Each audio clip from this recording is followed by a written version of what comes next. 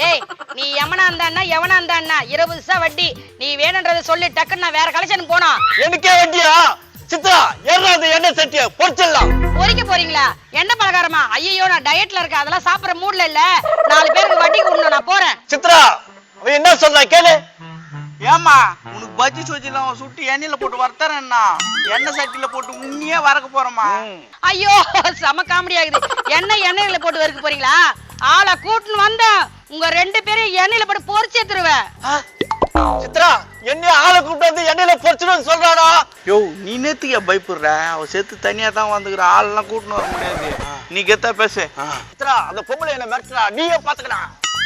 ஏமா கத்திரிக்காய் கால் முளைச்ச மாதிரி இருந்துங்கன்னா எங்க ஏமனிய மிரட்டுறியா நீ? என்ன தொம்ம மாடு மாதிரி இருந்து நீ என்கிட்டயே தொகுற? நான் என் ஏரியால எவ்வளவு பெரிய தௌலத் தெரியுமா?